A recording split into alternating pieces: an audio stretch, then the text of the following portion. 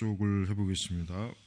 149쪽에는 지금 이후부터 뭐가 나오냐면 이제 우주의 그 어떤 상태, 그러니까 창조의 기원, 출발, 시간의 기원, 이런 것들을 지금 이제 나오고 있습니다. 그래서 지금 149페이지 이제 빅뱅에 대한 게 나오거든요. 빅뱅이 근데 이제 최근에 이제 다시 한번 또 얘기가 나오는 게 이제 이 빅뱅의 이론이 또 이제 우리 보통 이제 창조과학에서 빅뱅을 이제 창세기의 그 시간의 출발, 원점을 증명해주는 이제 물리학 이론이다, 이제 이렇게 얘기하는데, 근데 지금요 최근에 또 이제 빅뱅에 대한 또 새로운 그 추가적인 과학 어떤 현상 이론이 나와서 좀 이제 빅뱅도 좀 지금 또 새롭게 이렇게 또 드러난 그 어떤 과학적 사실에 의해서 우리가 좀 더 연구할 필요가 있어요. 그러나 이제 이 책 자체는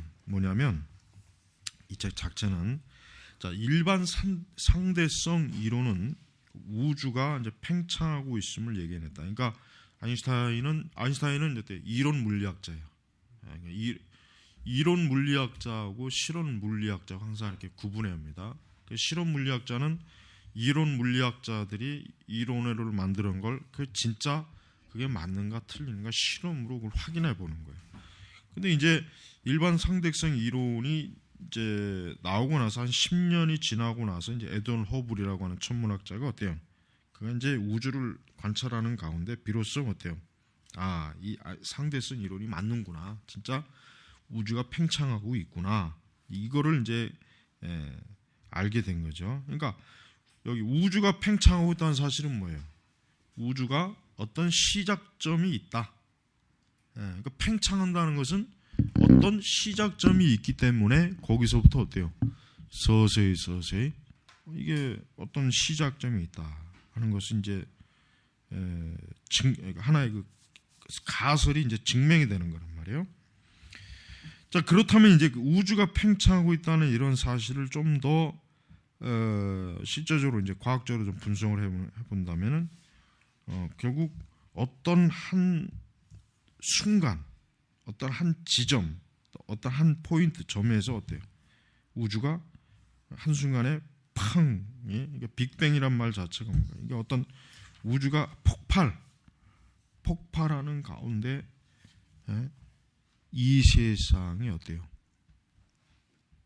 그러니까 우주 자체의 존재가 이제 생겨나는 그 시점. 그러니까 처음에 그 과학자들이 얘기하는 거 보니까 이제 처음에 어떤 한 지점에서 어느 날 갑자기 이게 그냥 팍 폭발이 되면서 우주가 시작되었다는 거예요. 그래서 지금 우주 자체를 계속 팽창한다 그러잖아요. 지금도 우주가 계속 지금 우주 자체가 팽창한다 그러죠. 그러니까 이제 그 150페이지로 넘어가면 거기 이런 말이 있죠. 허공 속으로 팽창하는 것이 아니라 공간 그 자체가 팽창하고 있다는 거예요. 이게 중요한 거예요. 허공이 아니라, 그러니까 애초부터 우주라고는 이 공간 자체가 없었던 거죠. 그러니까 참 이게 우리가 지금 아무리 이게 좀 우리가 지금 이 머릿속으로 우리가 이제 참 이해하기 힘들지만, 그러니까 쉽게 얘기하면 우리가 지금 이렇게 지금 공간이라는 게 있잖아요. 지금 이렇게 공간. 그러니까 태초에는 뭐예요? 공간 자체가 없는 거예요. 그러니까 이게 참 말하기도 나도 뭐 설명하기도 그렇지만 어쨌든 뭐 과학자들이 이렇게 설명하니까 이게 그러니까 공간 자체가 팍 퍼져나가가지고 폭발돼가지고 그때부터 이제 공간이 생겨난 거야. 그러니까 이제 처음에는 뭐 이제 점만했던 게, 그러면은 이제 문제가 되는 게 뭐냐면은 바로 이게 성경에 이제 창세기 우리가 1장 1절 보면은 1장 1절은 이제 태초에 하나님이 천지를 창조하시니라 했지. 그럼 그 전에는 뭐예요? 아무것도 없었다는 얘기나 하나님 존재 외에. 그러니까 그때는 뭐가 없었다는 거예요? 이런 공간이란 자체가 없었다는 거예요. 우주라고 하는 공간 자체가 없는데 하나님께서 우주를 말씀으로 창조하는 그 순간부터 어때요? 갑자기 공간이 생겨난 거예요. 근데 이게 이제 과학자들은 이게 어떻게 이거를 이제 과학적인 설명을 하냐면 바로 그때가 언제냐면 이 어떤 한 포인트였는데, 그러니까 아무것도 무 없는 상태에서 어떤 한순간에 알 수 없는 어떤 그 원인에 의해서 팍 퍼지면서 그때도 공간이 생기는 거예요. 공간. 근데 그 공간이 어때요? 점점 커진다는 거죠. 그리고 지금도 커지고 있다는 거예요. 지금도 커지고 있다고 그러잖아요. 우주 물리학자들은. 그러니까 지금 그래서 지금 요쪽에서 일단은 중요한 게 뭐냐면은 그렇다면은 이제 이 하나님의 창조를 반대하는, 사실은 빅뱅을 이게 이론을 누가 지금 여기 보면은 에드윈 허블이죠. 이 허블은 무신론자예요. 이 사람은 하나님 믿는 사람이 아니에요. 그러나 즉 결국 무신론 과학자들이 빅뱅 이론을, 그러니까 빅뱅이라고 하는 그 물리학적 현상을 주장했거든요. 그런데 우리 기독교인 창조 과학자들이 볼 때도 이 빅뱅이 뭐예요? 어느 한 시점에서 우주가, 즉 세상이 시작됐다는 게 결국 창세기 1장 1절의 말씀에 딱 부합된다. 그런데 문제는 뭐냐면 이 사람들이 지금 얘기하는 게 하나의 그 무신론자들이 지금 얘기하는 것 중에 하나 중요한 게, 그들 스스로도 해결하지 못하는 게 뭐냐면은 시간 이전에 뭐가 있었냐라는 부분에 대해서 그 사람들은 그러니까 이들은 빅뱅 이론을 얘기하면서도 하나님이 창조했다는 걸 안 받아들이거든요. 그렇다면 이제 그들에게 이제 반박하는 게 우리 기독교인들이 반박하는 게, 그러면은 빅뱅 이전에는 뭐가 있었냐 이거예요. 빅뱅 이전에는. 근데 그 부분에서 이들은 어때요? 논리적으로 맞지 않는 대답을 하는 거예요. 그러니까 궁색한 변명을 하는 거죠. 끝까지 이제 하나님의 창조에 대해서 인정하지 않으려니까 그렇다면은 무 이전에 여기 이제 151페이지 나왔네. 151페이지 나왔죠. 에킨스 박사가 다시 찾아본 창조에서 이 우주가 물로부터 유래하지 않고서 어떻게 존재할 수 있는지를 설명하려 무진 애를 쓰지만 뭐예요? 결국은 자기 모순의 함정에 빠지는 거예요. 그러니까 이 사람들은 어떻게 하면은 하여튼 창세기 1장, 저들이 기독교인들, 이런 창조론자들, 옛 세상에 하나님 믿는 사람들이 자꾸 세상을 창조했다 그러는데 이 사람은 그게 아니다라고 하는 걸 굉장히 막 설명하려고 애를 쓰지만 결국 뭐예요? 아무 답이 없는 거예요. 자기 스스로도 헤매버린 거예요. 그러니까 우리도 이제 빅뱅이라고 하는 150페이지 중반이 보세요. 거기 보면은 빅뱅 이전에는 어떤 물질도 존재하지 않았다. 이거는 이 물리 과학자들이 얘기하는 거예요. 이거는 지금 우리 기독교인이 얘기하는 게 아니에요. 사실 시간의 순서라는 관점에서는 시간이라는 것이 존재하지 않는 경우 이전이라는 말도 사실 뭐예요? 사실 성립이 안 되죠. 나아가 빅뱅 이전에는 어떠한 시간도 존재하지 않았기 때문에 빅뱅 이전에라는 말도 뭐예요? 이게 성립할 수가 없는 거예요. 그래서 여러분 우리가 창세기 1장 1절이 참 놀라운 말씀이 뭐냐면 아무 설명이 없잖아요. 그냥 갑자기 느닷없이 창세기 하나님께서 말씀에 태초에 하나님께서 세상을 창조하시니라. 이게 성경의 제일 첫 문장으로 딱 나오는 거예요. 그러니까 이게 뭐예요? 그 태초라는 말 이전에는 결국 아무것도 없었다. 그때는 뭐만 있었냐? 그때는 영광스러운 삼위일체 하나님만 계셨다는 거예요. 이제 천사의 창조는 그럼 언제냐? 이제 이런 말 이제 그런 또 질문도 하는데, 그래서 천사의 창조는 정확하게 우리가 언제다 말할 수 없지만은 이제 보통 그냥 추측하는 그냥 보통 교회 역사에서 그냥 가장 보편적으로 하는 답은 아마 이 세상에 창조하기 전에 하나님께서 천사를 이미 만드셨을 것이다. 그래서 마귀도 어때요? 이미 하나님이 세상을 창조하기 전에 벌써 마귀도 어떤 원인으로 인해서 타락해가지고 마귀가 세상이 창조될 그 시점에 어때요? 이 시간 속으로 뱀의 형상을 가지고 들어와서 아담과 하와를 타락시켰다. 이제 보통 이렇게 이제 설명을 한단 말이에요. 자, 어쨌든 이제 시간과 공간, 물질이 아무것도 없었던 그때가 바로 뭡니까? 그때가 바로 창세기 1장 1절 거기 말합니다. 자, 그런데 이제 그 151페이지 아까 그 중반에 본 거 보면은 박사는 에킨스 박사인데요. 에킨스 박사는 자신의 책에서 우리는 창조의 순간 저 너머의 시간, 곧 시간이 존재하지 않는 때이면서도 공간이 존재하지 않는 곳으로 돌아가 보자라고 말합니다. 이 시간 이전의 시간 속에서 그는 먼지처럼 소용돌이치는 무수한 수학적 점들을 계속해서 재결합하면서 어떠한 시도와 오류를 반복하다가 마침내 지금의 공간과 시간과 가진 우주를 형성하게 되었다고 상상한다. 상상. 그러니까 이거는 과학은 아니라 과학이 아니면 상상이죠. 그러니까 과학자들도요. 자기들은 말로는 뭐 과학적, 실험적, 뭐 어떤 뭐 합리적이고 논리적인 그 실험 연구 결과의 발표에 의해서 한다고 하지만 그러나 깊이 따지고 들어가 보면 결국 그들도 상상할 수밖에 없어요. 그러니까 전형적으로 지금 이 우주의 이 시초 이거는 과학자들조차도 어떻게 할 수가 없는 거예요.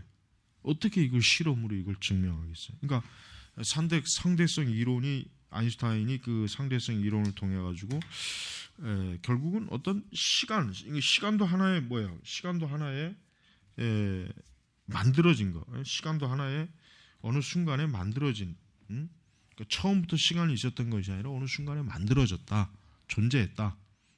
또 이 우주 공간, 이 우주라고 하는 것 자체도 그러나 이제 그런 부분에 있어서 이제 과학자들도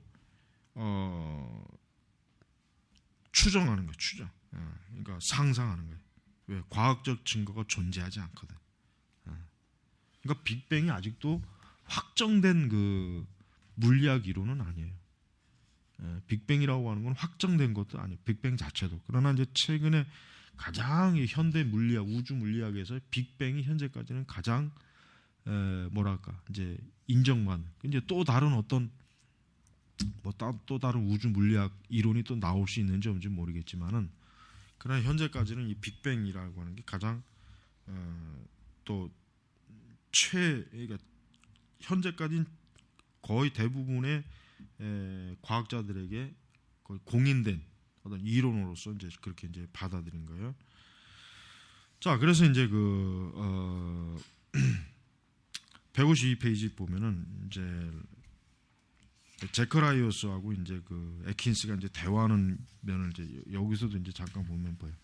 자, 에킨스 박사님은 이 우주가 무로부터 폭발했다는 것을 인정하시면서, 그러니까 빅뱅이죠. 정작 그 시작에 대한 설명을 그 무라는 것이 무엇인가에 대해 애매한 입장을 취하고 계십니다. 자, 먼지처럼 소용돌이치는 수학적 점들이란 결코 무가 아닙니다. 그렇죠. 이것도 무라고 할 수는 없죠. 그것은 무언가가 존재하고 있는 것이죠. 박사님께서는 이것에 대해 어떻게 설명하겠습니까? 사실은 이건 답을 할 수 없는 거예요. 이거 답을 할 수 없는 거예요. 그냥 하나님이 창조했다. 이게 답이거든요. 그러나 이 세상에 뭐 불신앙의 과학자들이 그런 답을 하겠어요? 절대 안 하죠. 그들이 그럴 경우 이제 자기 어떤 과학자의 어떤 그 참 모든 걸 포기했다고 이제 그렇게 보겠죠. 그래서 이제 맨 하반절에 현대 우주론의 증거에 따르면 이 우주는 문자 그대로 뭐요? 아무것도 없었다. 그냥 무죠. 무. 그러나 그로부터 무언가가 나올 수 없는 것이다. 그러나 이것에 대해 무신론의 설명을 보면 에킨스는 무에서 시작하지 않고 수학적 정들과 시간에서 출발하고 있다. 근데 이제 수학적 점들과 시간이라고 하는 것도 무가 아니잖아요. 이것도 뭔가 이것도 결국은 누군가 만들어야만 생겨나는 것이지. 아니 아무것도 없는 상태에서 수학적 점이라고 하는 건 또 뭐고? 이게 말이 안 되거든요. 그러니까 이 수학적 점이라는 것도 정확하게 뭔지를 또 설명을 못해요. 그래서 무란 무엇인가? 그래서 이제 아리스토텔레스가 이제 정의한 건 뭐예요? 무란 바위가 꿈을 꾸는 것이다. 바위가 어떻게 꿈을 꾸냐 이게 바위가. 자, 우주가 출현한 그 무는 에킨스가 주장했던 것과 같이 수학적 점들이 아니면 또한 같은 아이작 아시모프, 이게 저 유명한 SF 작가죠. 아이작 아시모프가 양의 에너지와 음의 에너지도 아니다. 양의 에너지하고 음의 에너지는 또 뭐냐 이거예요. 그러니까 이게 아시모프도 자기도 뭔지도 모르고 그냥 짓거리는 거예요. 자, 무란 말 그대로 아무것도 없는 것이다. 도대체 바위가 꿈꾸는 것이 무엇이 있겠는가? 그러니까 앤서니 케니는 빅뱅을 뒷받침하는 증거에 비추어 무신론자로서 자신이 처한 공경을 솔직하게 그는 이렇게 합니다. 빅뱅 이론에 의하면 이 우주의 모든 물질은 까마득히 먼 과거의 어느 한 시점으로도 존재하기 시작했다. 그러므로 이 이론을 옹호하는 사람이거나 적어도 무신론자라면 이 우주 안에 있는 물질이 무로부터 그리고 무로 말미암아 유래했음을 믿어야 한다. 그러니까 아무것도 없는 것에서 결국은 이 빅뱅이라고 하는 게 나타났다면은 이거는 뭐 어쩔 수 없이 믿어야 된다. 이거는 뭐 지금 따지고 할 것도 없다. 이거 뭐 더 이상 뭐 어떤 결론이 날 수가 없는 거다. 이제 이렇게 얘기하는 거예요. 그다음에 이제 또 어떤 그 또 하나의 증거가 이게 이제 복사선. 이게 뭡니까? 맨 하반절에 보면은 우주 배경 복사. 이게 그 폭발할 때 뭐가 빛이 나오잖아요. 빛과 열이 나온단 말이에요. 그러니까 만일 빅뱅이 실제로 일어났다면 이와 같은 여진이나 빛이 외부로 방사될 것이라고 하는 예견된 적이 있다. 그럼 몇 가지 이유로 이제 이게 오랫동안 이제 잘 연구되지 않다가 그러다가 이제 기어코 빅뱅에 기인한 복사선이 이제 확인이 된 거예요. 그러니까 이 우주는 시작도 끝도 없는 영혼 속에서 안전 상태에 있다는 식의 어떤 주장도 더 이상 고개를 들지 못하겠다. 불가지로운 추종자인 천문학자 로버트 제스트로는 이렇게 말합니다. 로버트 제스트로 거기 보면은 그냥 하반절에 보면 이런 말이 나와요. 그냥 현재로서는 빅뱅 이론에 맞설 도전자는 전혀 없다. 그러니까 자기도 이제 더 이상 뭐 이 빅뱅 이론 말고 다른 거를 뭐 이렇게 할 만한 게 없다. 그러니까 사실 무신론자들이 이 빅뱅 이론 앞에서 사실은 두 손을 다 들어요. 그러면서도 뭔가 다른 대안을 막 찾으려고는 해요. 뭔가 다른 대안, 뭔가 좀 자기들의 그 무신론, 그러니까 불신앙을 좀 뭔가 좀 합리화시킬 수 있는 뭐가 없을까 이제 뭐 이제 궤변을 많이 해요. 자, 이제 다음에 이제 거대한 은하의 씨앗들. 자, 이미 예견되었던 우주 팽창 우주, 계속 이제 우주가 팽창한다는 거. 복사원적 발견 이후에 과학자들은 빅뱅 이론을 확증하는 또 다른 지표에 관심을 돌렸다.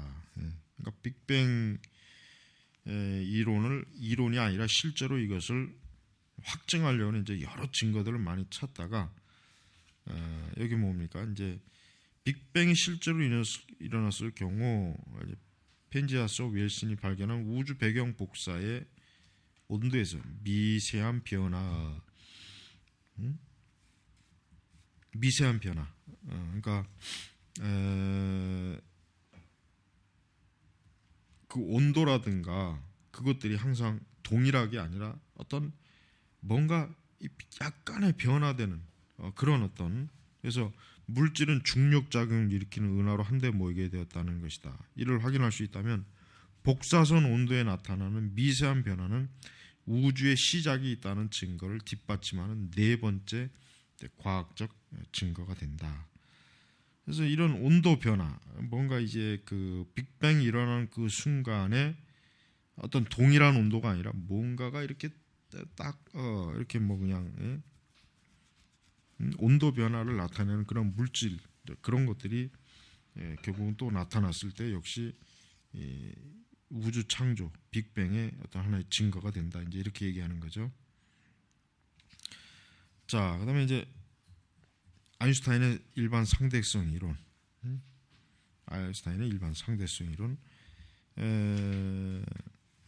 아인슈타인의 머리 글자를 딴 것이다. 이 일반 상대성 이론이야말로 이 우주가 어떤 시작을 갖고 있다는 증거의 5번째 획을 긋는 것이며, 그 별은 곧 이 우주가 시작도 끝도 없는 영원한 것이라는 생각에 종지부를 찍는 것이다. 그러니까 우주가 시작도 끝도 없는 영원한 것이라는 생각에 종지부를 찍는다. 자, 이렇게 일반 상대성 이론으로부터 과학자들은 팽창하는 우주 폭발 이후의 복사성, 그리고 우주가 현재 과거를 이루도록 정밀하게 미세 조정된 거대 은하의 씨앗들을 예견했고 그것들을 발견했다. 그러니까 과학자들은 이 우주라고 하는 것 자체를 자기들이 연구하고 보면서 뭔가 이 우주가 어떤 아무런 근거 없이, 어떤 출발 없이, 어떤 그 원인 없이 이게 그냥 느닷없이 생겼다는 것에 대해서 과학자들도 이제는 회의적으로 바라봐요. 더 이상 그거에 대해서 이제 과학자들이 부정을 하지는 않습니다. 그러나 다만 아직도 과학자들은 이제 신의 존재에 대해서만큼은 역시 믿질 않습니다. 그러니까 많은 과학자들이 이 우주를 들여다보고 인간의 인체를 들여다보고 뭐 많은 것들을 뭔가 자기들이 그렇게 자연을 통해서 뭔가 엄청난 걸 발견해도 어때요? 실제로 그들이 하나님을 인정하지는 않습니다. 하나님을 인정하는 것은 그런 어떤 과학적 결과물을 가지고 그들이 하나님 믿는 것은 거의 없어요. 거의 없단 말이에요. 그러니까 우리가 교회에서도 그래요. 우리가 교회에서도 믿음을 갖는 것은 하나님의 성령의 초자연적인 역사이지 어떤 많은 증거들을 보여준다고 해가지고 믿음을 그렇게 갖지는 않아요. 만약에 그럴 수 있다면은 우리가 많은 어떤 기독교가 사실이라는 증거를 최대한 더 많이 막 이렇게 모아가지고 사람들한테 그걸 책으로 딱 만들어서 이게 하나님 보이는 하나님이 계신 증거다라고 하지만 그렇게 한다고 해서 그들이 믿음을 가집니까? 그렇지 않죠. 그럴 수 있으면 뭐 정말 좋죠. 그러나 그렇지는 않아요. 그래서 우리는 항상 믿음을 가지려고 하게 하는 그런 일이 있을 때 우리는 이게 성령께서 하실 수 있는 일이지 우리가 이게 해서 될 수 있는 일은 아니다. 그러나 우리가 적어도 합리적이고 논리적인 그런 어떤 증거 그런 것들은 제시할 수 있으면 사실은 좋습니다. 자, 그 다음에 신과 천문학자. 자, 우주에는 시작이 있었다. 자, 일단은 빅뱅 이론은 어때요? 흔들릴 수 없는 이론이에요. 확인한 거예요. 에돈 허블이 확인한 거예요. 그 다음에 이론 물리학에서도 확인이 된 거예요. 그러니까 분명히 확정된 거 하나는 있어요. 우주가 시작이 있다. 그러니까 우주의 시작은 어떤 공간의 시작, 시간의 시작, 이런 어떤 물리학의 어떤 이런 것들이 시작되는 건 확정. 그렇다면 신의 존재에 대한 물음에 어떤 의미를 갖는 거예요? 이제부터 이제 문제가 되는 거예요. 이제부터 이제 변증학을 통해서 문제가 되는 게 뭐예요? 그렇다면 누가 이 우주를 시작하게 했는가? 이게 이제 문제겠죠. 누가 과연? 그래서 이제 그 여기 뭐 중반에 빅뱅이 과연 신을 가리키는가라는 질문을 갖게 해요. 그래서 우리가 이제 우주의 시작이 있다는 것 자체가 굉장히 어때요? 굉장히 그 결국은 창세기 1장 1절의 말씀을 증명해주는 하나의 말씀이거든요. 자, 180페이지 이제 보면은 제스트로가 스스로를 불가지론자로 지칭하면서도 정작 신에 대해 언급한 것은 오히려 관심을 불어일으키는 대목이다. 앞서 살펴보았지만 빅뱅의 증거들을 설명한 후에 그는 이렇게 기록했다. 이제 우리는 천문학이 증거를 통해 세상의 기원에 대한 성경의 견해로 이끌려가 있다. 세부적으로 다룰 수는 있겠으나 세상 기원에 대한 천문학과 성경의 설명은 본질적으로 본질적으로 내용의 일치를 벌이고 있다. 즉 인간이 타락으로 말미암아 이어지는 일련의 사건들을 시간 속 어느 특정한 순간에 이 순간에 빛과 에너지로 갑작스럽게 이제 급격하게 시작되는 거죠. 이게 이제 어떤 그 빅뱅, 그러니까 세상이 딱 시작할 때 그것으로 시작한 것이 문제가 아니라 그 시작될 시점에는 열과 빛과 그 다음에 어떤 그 물리적 어떤 형체 이런 것들도 같이 한순간에 그냥 싹 그 안에 이제 생기는 거예요. 그래서 빅뱅에 대한 압도적인 증거가 우리 우주의 기원에나 성경의 설명과 일치한다는 사실로 인해 제스토는 어느 인터뷰에서 이제 다음과 같이 고백했다 그죠?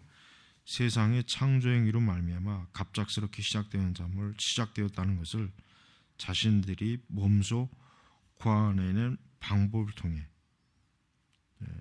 증명해 버린 천문학자들은 이제 궁지에 몰리게 되다. 가다가 그들은 이 모든 것이 자신들이 결코 기대하거나 바라지 않았던 어떤 힘이라는 결과도 드러냈다. 이제 이렇게 되는 거예요. 그 힘이란 나나 다른 사람들이 초자연적이라고 부르는 것으로 내 생각에는 그것은 지금도 존재할 뿐만 아니라 과학적으로도 입증할 수 있는 사실이다. 결국은 이 제스트로도 뭐예요? 결국 초자연적인 어떤 존재, 초자연적인 거에 대한 인정을 하는 거예요. 여기서 이제 초자연적이라는 말을 끄집어내므로써 제스트로는 여기 보니까 아인슈타인과 동시대인 에딩턴 결론에 반복하겠다. 앞서 에딩턴 그와 같은 결론이 결코 탐탁지 않다. 역시 이 에딩턴도 초기의 그 물리학자예요.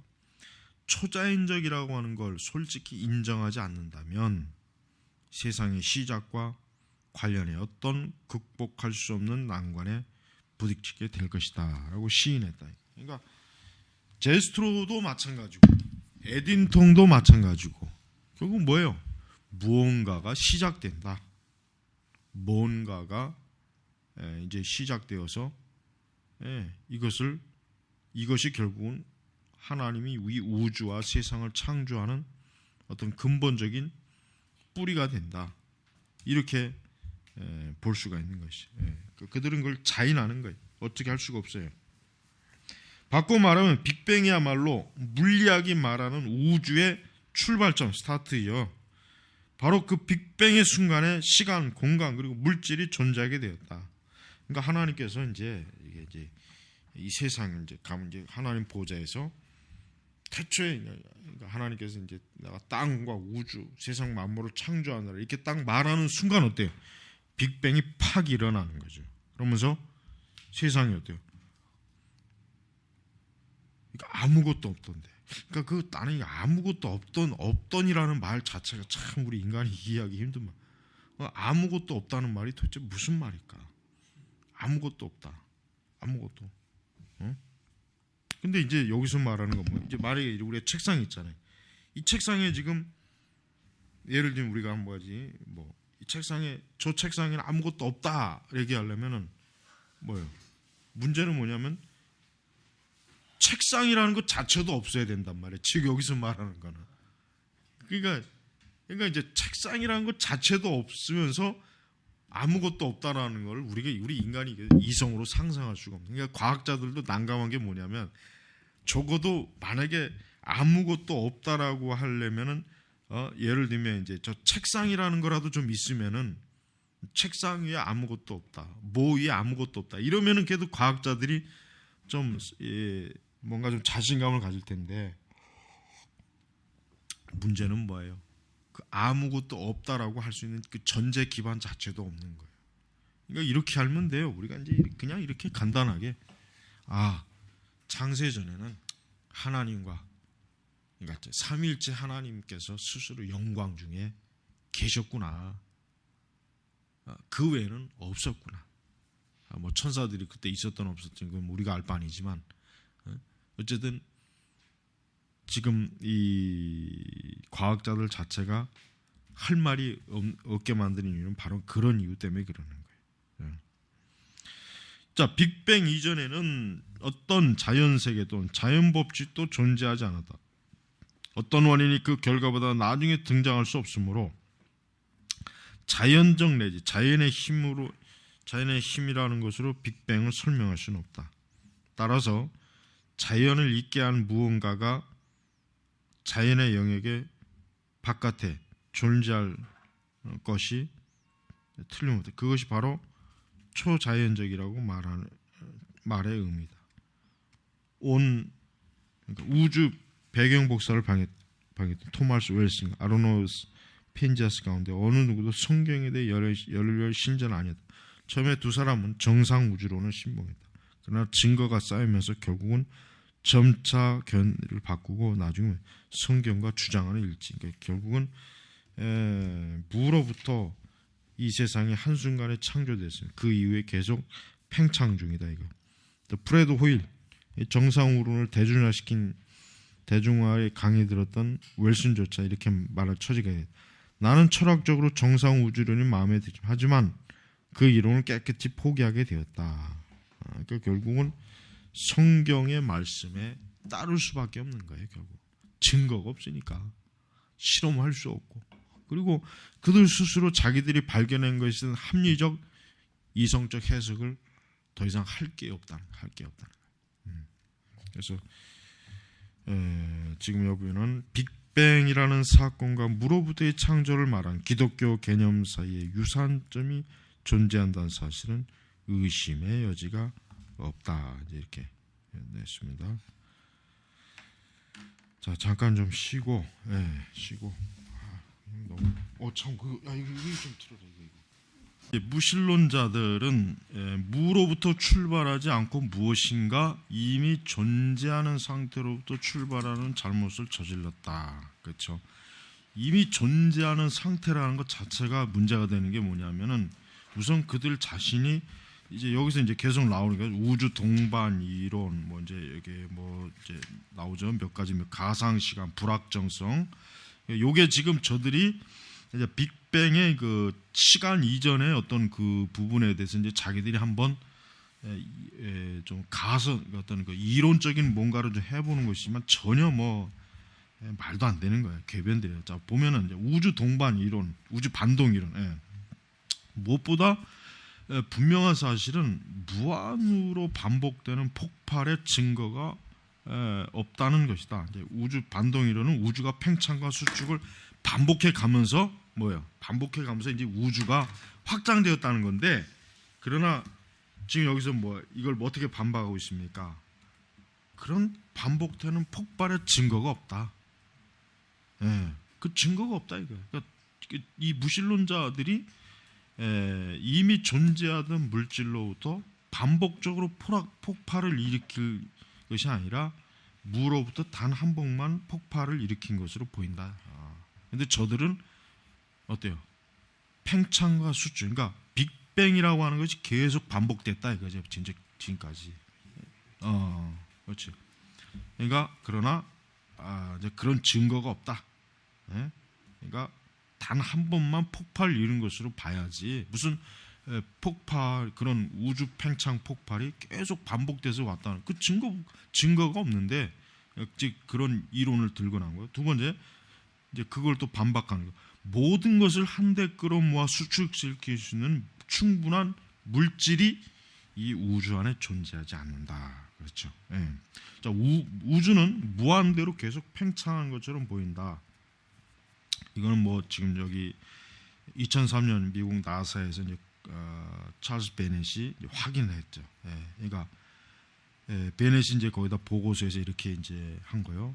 우주는 영원히 팽창할 것이다. 그 자체로는 되돌아오거나 어때요? 그 자체로는 경험과 함께 부서지니까 없어지지도 않는다는 거예요. 근데 예수님께서 재림하실 때 어때요? 이 우주가 결국 이 우주는 없어집니다. 그러니까 어쨌든 과학적 관점에서는 이게 맞아요. 천문학자들은 우주의 팽창 속도가 실제로요 점점 빨라지고 있다고 합니다. 우주가 산산조각 나는 것은 가능성이 점점 희박한 일이 되어가고 있다. 그러니까 우주가 절대 다시 거꾸로 축소되는 일은 없네요. 축소되는 일은 계속 점점 그것도 속도가 어때요? 자꾸 빨라지면서 우주가 지금 팽창하고 있는 거예요. 셋째, 가령 이 우주가 수축하여 다시 펑하고 폭발하는 충분한 물질이 있다 하더라도 우주 반동 이론은 뭐예요? 수축과 폭발을 거듭할 때마다 뭐예요? 에너지가 소실되지 않는다는 그릇된 주장을 하고 있다. 그러니까 열역학 제2 법칙과 모순된다 이거죠. 그러니까 반복해 폭발을 일으키는 우주는 낙하산공이 더 이상 뛰어오르지 않고 바닥에 멈추듯 끝내 사라지게 될 거예요. 따라서 우주가 무한한 오래전부터 끊임없이 만약에 이제 팽창과 수축을 반복했다면 어때요? 우주는 사라졌을 거다. 그렇기 때문에 우주 자체가 이렇게 반복적 폭발은 없었다. 그다음 마지막으로 뭐예요? 만일 우주가 끝없이 팽창과 수축을 거듭했다면 바로 여기에 그러니까 오늘날 바로 여기에 도달한다는 것은 꿈도 꾸지 못할 일이다. 즉 이루 헤아릴 수 없는 커다란 폭발을 거듭했다는 것은 실제로 불가능하다. 그래서 또한 설령 무한한 폭발이 아니라 한정된 폭발이라 하더라도 우주 반동 이론에 따르면 무엇이 맨 먼저 폭발을 일으켰는지를 어때요? 설명을 못하는 거예요. 다음이 이제 가상 시간. 이게 이제 스티븐 호킹이 이제 그 제시한 거죠. 이제 가상 시간. 그러니까 이 우주가 어떻게 무로부터 폭발을 일으켜 존재하게 되었는지에 대해서 무신론 입장에서 이제 설명한 게 이제 스티븐 호킹이 이제 절대 시작이 없다는 것을 설명하려고 이제 가상 시간 이제 그 이론을 이제 만들었어요. 그러니까 하나의 이게 제안이죠. 이제 그 자신이 이제 그냥 자기가 한번 제안해 보겠다. 이게 뭐 확증된 학설이나 실험으로 증명된 것이 아니라 자기가 제안해 본다는 게 그는 이제 호킹 자신도 그는 실제 시간 속에서라면 우주는 어떤 시작을 갖고 있다고 시제이 났다. 사실 호킹 박사의 말 보더라도 거의 모든 사람이 이 우주 그리고 시간이라는 것 자체가 빅뱅과 함께 시작되고 믿다. 따라서 호킹의 가상 이론은 실제 세계에 적용될 때 힘없이 수그러지고 만다. 가상은 말 그대로 가상일 뿐이다. 그러니까 가상 시간이라는 말 자체가 이게 말이 안 되는데 어떻게 이 호킹 같은 이렇게 그러니까 참 그래요. 이 대단한 이게 천재들이라고 해도 이 하나님의 말씀에 비춰보면 이게 어리석은 거예요. 어리석은 거예요. 아니 주일학교 우리 교회 주일학교 어린아이들도 하나님이 세상을 창조했다. 이게 바른 거거든.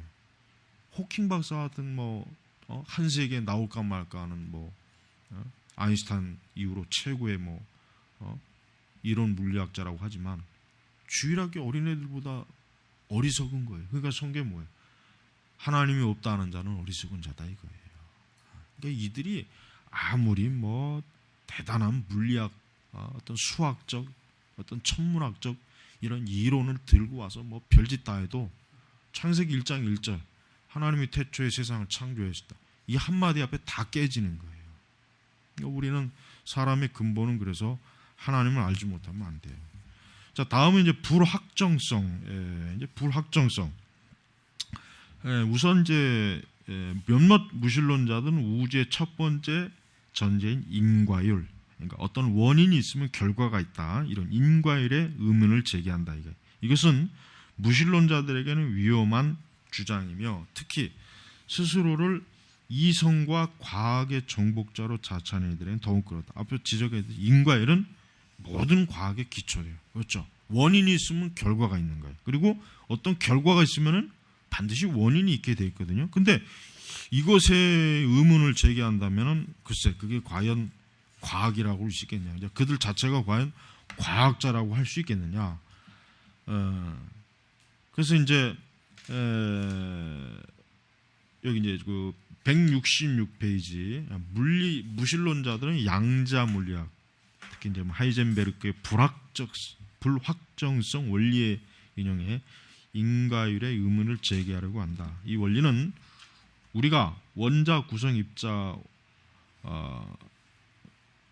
의 위치와 속도를 동시에 예견할 수 없음을 지적하고 있다. 여기서 물질론자의 의도는 이렇다. 만일 원자보다 작은 소립자 영역에서 인과율이 불필요하다면 어쩌면 우주 전체에서도 인과율이 소용이 없지 않겠느냐. 그러니까 여기서 이제 원자 구성 입장이 이거 설명이 나오죠. 원자보다 작으며 원자를 구성하는 입자. 그러니까 이런 그러니까 요것을 근거로 해서 이제 우주 전체도 이제 이 사람들이 이걸 적용해 보려고 했지만 그러나 이거는 실패다. 이거. 왜?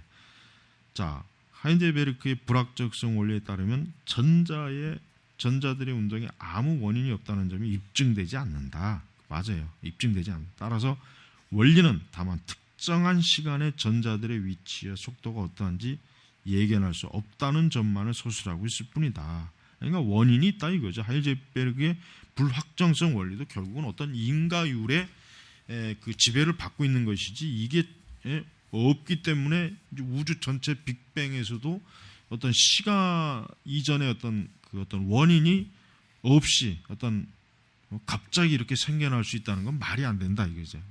이렇게 지금 설명하는 거예요. 자, 그래서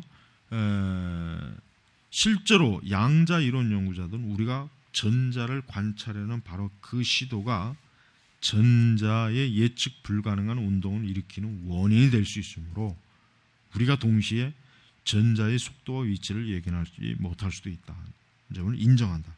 그러니까 전자를 관찰하기 위해 우리는 양봉업자가 볼통에 머리를 집어넣듯 그것들을 휘저 움직이게 만들어야 한다 이거예요. 그러니까 벌써 그 자체로 어때요? 그 시도 자체가 원인이 되니까 그러니까 전자가 움직이는 거 아니냐.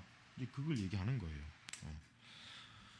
자, 그렇게 휘어서 움직이게 만드는 일은 어쩌면 과학자가 현미경 안에 자신의 속눈썹을 보는 게 되는 것과 같은 사례가 되지 않을까. 그러니까 무실론 입장에서 어떠한 이론도 우주론적 논증의 전제들을 합리적으로 논박하지 못하는 거예요.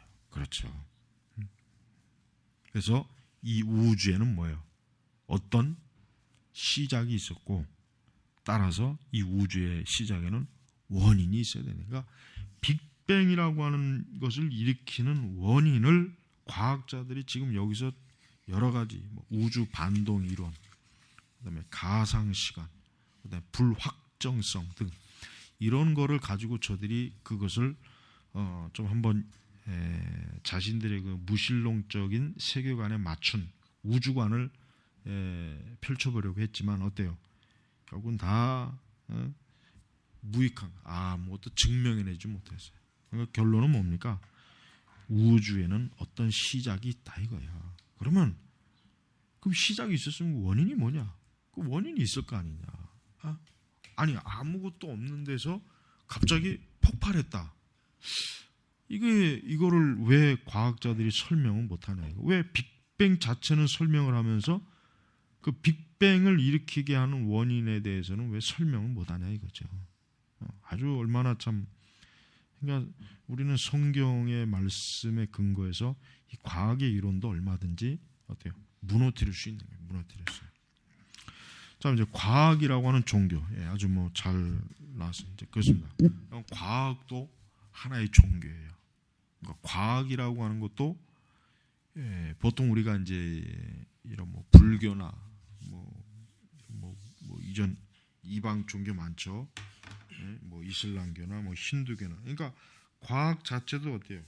비록 신전은 없고 사제는 없지만 물론 무신론자 과학자들 자체가 그 과학이라고 하는 종교의 사제가 되죠. 제사장이죠. 자, 그렇다면 어째서 모든 과학자들이 엉뚱하고 받아들일 수 없는 설명들로 위의 사실과 의미들을 회피하려는 대신 이 결론을 흔쾌히 받아들이지 않는가. 이에 제스트로가 다시 한번 통찰을 제공한 통찰. 이제 그 제스트로는 불과지론자, 그러니까 하나님이 있는지 없는지 자기는 확신하지 못한다. 어떤 증거가 없기 때문에 자기는 믿을 수 없다. 증거만 있으면 믿겠다. 뭐 이런 처신을 하는 거죠. 자, 신학자들은 이 우주에 어떤 시작이 있다는 증거에 대체로 기뻐하지만 천문학자들은 이상하게도 당황한다. 그렇죠. 왜? 천문학자들은 이 우주에 무언가가 있다는 사실 자체가 인정할 수 없는 거예요. 그들의. 왜? 그 무언가를 증명해낼 수 없으니까. 그 무언가를 자기들이 실험실에서 증명해내지 못하니까 어때요? 싫어하는 거예요. 당연히 싫어할 수밖에 없어요. 그들의 반응은 과학이 밝혀낸 증거가 그들의 직업적 신조와 충돌할 때 그들의 과학적 지성이 어떻게 반응하는지에 대한 적절한 예가 된다.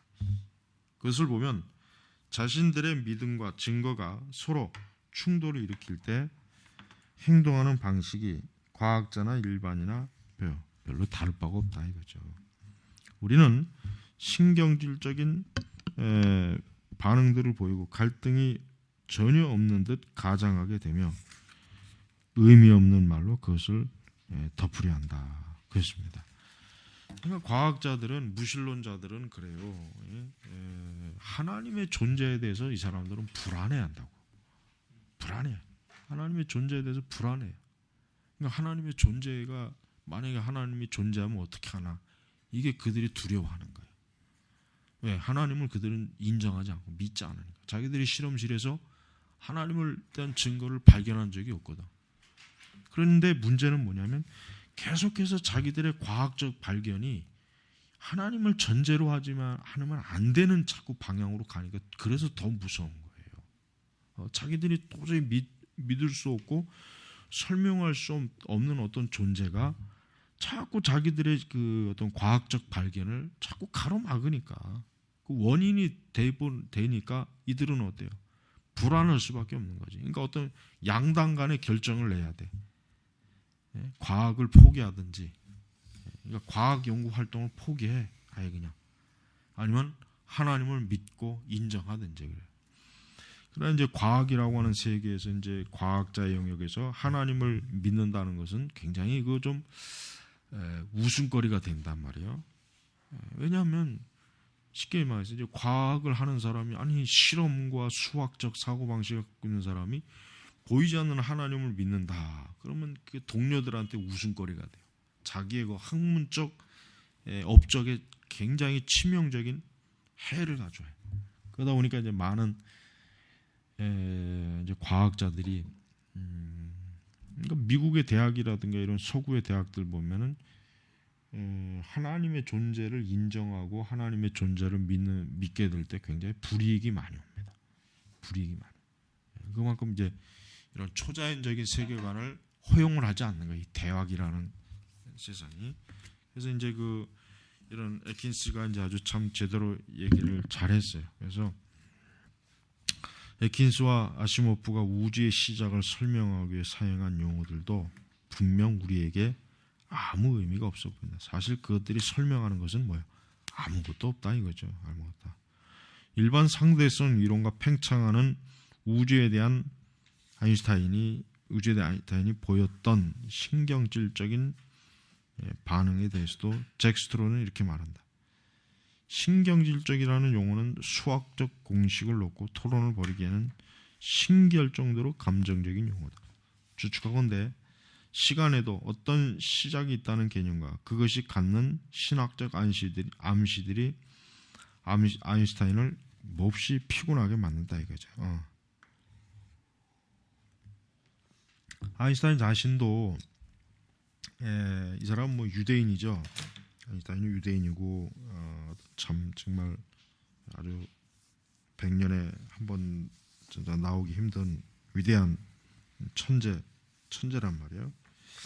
그런데 이제 아인슈타인이 이제 말년에 보면은 아인슈타인이 가장 고민하는 게 뭐냐면 신에 대한 거예요. 신에 대한 거. 아인슈타인이 이제 자기가 참 대단한 이론 물리학을 참 만들어서 20세기 어떤 과학의 발전, 문명의 발전에 엄청난 기여를 했는데 문제는 신에 대한 어떤 의문점. 정말 신이 존재하겠냐? 정말 신이 존재하겠냐? 아니냐? 그러니까 이런 걸 굉장히 아인슈타인이 많이 고민을 많이 했어요. 그러나 끝끝내 아인슈타인은 하나님을 믿지 않았습니다. 결국은 뭐 그런 고민을 많이 했지만 믿지는 않아요. 그러니까 아인슈타인도 결국은 좀 하나님 믿지 않는 그런 어리석은 자로 결국 인생이 끝난 거예요. 자, 그래서 유신론자들이 신학적 믿음을 갖고 있음을 모든 사람이 주장하는 바다. 그러나 무신론과 범신론에 신뢰를 두는 과학자들도 동일하게 신학적 믿음을 소유하고 있다는 것은 종종 무시되고 있다. 그렇죠. 왜냐하면 우리가 하나님을 믿는다. 하나님이 세상을 창조했다. 이 우주와 이 우주의 모든 물질은 하나님의 손에서 창조함 지음 받았다. 그러나 저들은 뭐 반대로 하나님은 없다. 하나님은 존재하지 않는다. 오직 이 세계는 보이는 이 세계뿐이지 초자연적인 영역에 존재하지 않는다. 하지만 그것 자체가 뭡니까? 종교라는 거예요. 그것도 믿음이죠. 그러니까 성경의 말씀을 안 믿는 믿음. 그러니까 그 믿음도 어때요? 우상 숭배자들이 가지고 있는 믿음이란 말이에요. 믿음. 그러니까 제스트론이 이러한 믿음을 뭐야? 직업적 신조. 직업적 신조. 직업적 신조. 그러나 지금 이제 이런 믿음이 뭐예요? 과학의 옷을 입은 종교. 과학의 옷을 입은 종교. 그러니까 우리 교회 다니는 사람들은 과학을 두려워할 필요가 없어. 과학자 자체를 두려워할 이유가 없어. 왜? 하나님을 믿지 않는 과학자나 그러는 사람들은 우리와 다른 종교인 뿐이지 그 사람은 과학자가 아니에요. 과학자가 아니라. 그래서 과학이라고 하는 옷을 입은 종교가 존재한다. 거기 나오죠. 모든 종교는 원인이 있어야 된다. 모든 결과는 원인이 있어야 된다. 모든 원인, 제일 원인. 이런 과학자들의 이러한 믿음은 훼손당했다. 이미 알려진 물리 법칙들이 전혀 유효하지 않는 조건 속에서 그리고 우리가 발견할 수 없는 힘이나 상황의 결과로서 세상이 시작되었음을 발견하고 나서부터다. 자신들의 믿음이 훼손당한 과학자들은 통제력을 잃어버린다. 그것은 함의를 깊이 살펴본다면 아마도 그들은 충격을 받고 정신적 상처를 입고 말 것이다. 정신적 충격이 가해질 때 늘 일어나는 일이지만 지성은 그 함의들을 무시하거나 과학에서는 우주가 작은 폭죽에 불과한 것처럼 빅뱅을 일으켜 우주의 기원을 폄하해 버린다. 그러니까 이 사람들은 이게 이제 결국은 하다 안 되니까 뭐예요? 그런 위대한 과학적 발견 자체를 뭐예요? 에이, 뭐 별거 아니다. 뭐 빅뱅 뭐 대단하냐? 그런 거에 집중하지 말고 다른 거에 집중하자. 그 칼 세이건 같은 사람은 그가 이제 그 평생 우리 서재에 보면 아인슈타인하고 칼 세이건 이제 전기문도 있는데 두껍기는 또 엄청 두꺼워요. 뭐 이렇게 하나님 없이 산 인간들이 뭐 이렇게 두껍게 인생을 쓸 게 있다고. 그 칼 세이건 같은 사람은 그 사람은 이제 또 좀 특이한 사람이죠. 그 사람은 이제 그 외계 생물체를 찾는 일에 굉장히 몰두를 많이 했어요. 그래서 나사가 이제 외계 생물체 프로그램 세티라고 해가지고 그 외계에서 그러니까 즉 외계인 쉽게 하면 외계인 찾기. 그러니까 그 사람은 이제 거기에 굉장히 또 많이 몰두를 했단 말이에요. 그러니까 그러면서도 이제 그 사람은 이제 뭐 UFO나 외계인 뭐 이런 건 없다. 그런 건 신이라고 하는 것도 없다. 그러면서도 이제 그가 어떤 외계 생물체에 대한 그 믿음을 포기하진 않은 것 같아요. 그러니까 그런 활동을 굉장히 어때요? 자기가 좀 과학적으로 굉장히 활동을 많이 했단 말이에요. 지금도 그런 계획이 계속 되고 있잖아요. 그러니까 여전히 그런데 나사에서 그렇게 많은 돈을 들여서 수십 년 동안 외계 생물체 찾기를 했지만은 단 한 번도 성공한 적이 없어요. 단 한 번도. 이제 우리가 이제 그 뭐 UFO의 문제다. 이제 UFO가 도대체 뭐냐 이런 질문을 좀 많이 해요. UFO가 과연 뭐냐? UFO가 과연 있겠느냐 없겠느냐? 외계 생물체가 있겠느냐 없겠느냐? 그러니까 나도 이제 그 부분에 대해서 참 그 예전에는 좀 많이 이제 고심을 했는데 나는 이제 결론은 외계 생물체는 없다. 외계 생물체는 없다. 이제 이렇게 나는 그냥 결론을 내려요. 왜냐하면은 우선 이제 제일 문제는 이제 일단 성경에 계시된 게 없고, 그다음에 이제 또 하나 문제는 뭐냐면, 뭐가 문제냐면 외계 생물체라는 게 영국이나 미국에서 굉장히 오랜 동안 연구를 많이 했어요. 굉장히 정부에서. 그러나 뚜렷하게 그것에 대한 그 연구 결과가 별로 없단 말이에요. 전부 다 그 UFO 사진 찍어놓은 거 보면 희미해. 아니 요즘같이 그 카메라 성능이 좋은데 왜 하나같이 그것들은 희미하냔 말이에요. 다 희미하고 어떤 뚜렷한 외계 그렇게 뭐 외계인에게 납치당했다 그러니까 그런 그 많은 것들이 사실은 좀 너무 설득력이 떨어져요. 물론 뭐 이제 앞으로 또 뭐 더 그런 부분에서 근데 이제 미래 학자들이 이런 예언도 하잖아요. 앞으로 2050년 정도 되면은 이제 인류가 외계인과 조울할 것이다. 이제 2050년 정도 되면 이제 공식적으로 외계인을 인류가 이제 만날 것이다. 이런 미래학자들이 이제 그것도 얘기를 하더라고요. 근데 이제 봐요. 이제 이런 근데 이제 가만히 보면은 그래요. 이런 뉴에이저들이 주로 이제 외계인을 좋아해요. 뉴에이저들이 주로 이제 외계인을 좋아하고 숭배하고 숭앙하고 그런단 말이에요. 그러니까 그게 이제 이런 생각도 들어요. 뭐냐면 그들에게는 그런 외계인이 어떤 초자연적인 절대적인 신이 되는 거예요. 그들에게 또 하나의 신이 되는 거예요. 신이. 그러니까 그들은 이제까지 뚜렷하게 외계인이다 해가지고 나타난 적이 없거든요. 뚜렷하게 나타난 적도 없고 손에 잡힌 적도 없고 굉장히 외계인에 관련 자료는 엄청나게 많은데 비해서 실제로 그것을 뚜렷하게 잡은 게 없단 말이에요. 잡은 게. 그러다 보니까 뭔가 이 신비적인 걸 추구하는 사람들은 외계인이라고 하는 것 자체를 하나의 종교적인 숭배의 대상물로 삼는 거예요. 숭배의 대상물.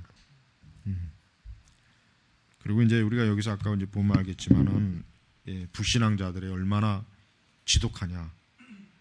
하나님을 인정하느니 차라리 자기들이 발견한 과학적 결과물을 그냥 무시해버리다 이게. 그러니까 하나님을 차라리 안 믿고 말지 자기들이 발견한 과학적 사실을 인정하기 싫어하는 거예요. 이 정도로 어때요? 인간이 하나님을 믿지 않으려고 하는 거예요. 이 정도로 인간이 어때요? 하나님에 대해서 적대적인 감정을 가지고 있는 거예요. 이게 바로 뭐예요? 인간이 타락한 거예요. 인간이 타락. 그러니까 타락, 우리가 전적 타락하죠. 전적 타락의 가장 궁극적인 모습이 뭐냐? 하나님 안 믿는 거예요. 살인이 아니에요. 간음이 아니에요. 도적질이 아니에요. 하나님 안 믿는 거예요. 그러니까 예수님 안 믿는 사람은 그 자체가 뭐야? 너는 전적 타락의 표본이다. 너 전적 타락을 멀리 갈 것도 없다. 네가 얼굴 보고 거울 보고 네 자신을 보면은 이게 전적 타락의 이게 화신이구나. 그러니까 하나님을 안 믿는다는 것 자체가 뭡니까? 하나님을 믿느니 차라리 그냥 죽겠다 이런 식으로. 그러니까 여기서도 보세요. 우주가 작은 폭죽에 불과한 것처럼 빅뱅을 일으키면서 우주의 기온을 폄하해버린다. 별거 아니다. 자, 정신적 충격 여부에 관계없이 과학자들은 빅뱅의 증거가 담고 있는 함의들을 붙들어야 한다. 그 증거와 함의가 마음에 들지 않을 수 있지만 그렇다고 어때요? 사실이 바뀌지 않는 거예요. 이게 문제예요. 진리는요, 이게 진리라고 하는 것은 우리가 성경 말씀. 사람들이 성경을 안 믿고 성경을 안 보고 성경을 저 방구석에서 처박아 놓는다고 해서 그 성경 말씀이 그럼 없어지느냐? 그 무기력하냐? 하나님의 계약의 언약의 말씀, 교훈이 그러면 계명이 쓸모없느냐? 그게 아니래. 그게 아닌 게 문제예요. 그게 우리가 무시한다고 해서 하나님이 존재하지 않거나 활동을 못 하시거나 그 능력이 감소한다면 모를까? 어때요? 진리는 이게 사라질 수가 없어요. 인간이 자기 한계를 알아야 돼. 사람이 자기 한계를 알아야 돼. 우리가 아무리 발버둥 친다고 해도 어때요?